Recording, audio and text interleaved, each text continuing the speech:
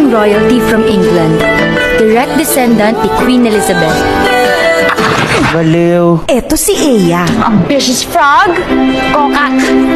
ang medyo pangit na may-ari ng diary. 3,500 kada buwan, 1 month advance, 1 month deposit, 5,000 deposit sa Meralco, 2,500 sa tubig, 4 kayo sa kwarto, bawal ng tila ng boyfriend, saka bawal mag-alaga ng aso. O ano, kukunin mo ba? Hindi na ho. May boyfriend kasi ako eh. Hindi nga. Sige na ho, kahit anong trabaho, desperado na ho ako eh. Good luck. Sana magtagal ka. You don't have to be rude. Tama! Sino to? Si Cross, ang crush ng bayang pogi na. Monster naman. Ang anak ko is human, but also he is half halimaw. Mukha mo pala yun. Akala ko connected dots. Ay! Pangit na nga. Lampa pa. Hi, kilala mo ba si Cross Sanford? Eto naman si Lori, ang half-British BFF ni Eya. Alam mo, ewan ko sa'yo kung ba't nagustuhan mo yung tao na yan. Elementary classmate ko na si Cross. I always got bullied. Lagi niya akong pinagtatanggol. I would like you all to meet my girlfriend. Si Cross? Sigurado ka?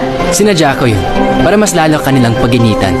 So you and your pimples will be miserable. Can I order you? Take out? At si Chad, ang certified cutie na crush ni Eya. Nililigawan ko siya for 1 year. Hindi pa ako sinasagot eh. Kasi may iba siyang gusto. Tanga pumili ni Lori. Chad loves Lori. Mahal na mahal kita. Lori loves Cross. Cross, I love you. Eh, sino kaya love ni Cross? Bakit ang pangit mo? Sa mo tinatago yung sungay puntot mo. Pag di ka dumating, patay ka sa akin. Para mapansin ka man ni Cross. Kasi, bagay kayo.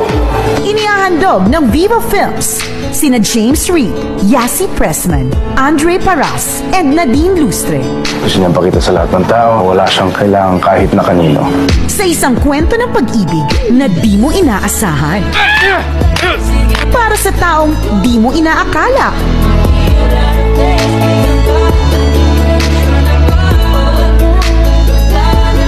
O ano?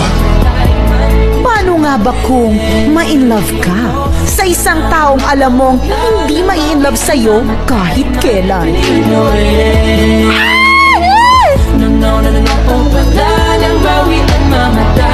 Sige na. Maganda ka na.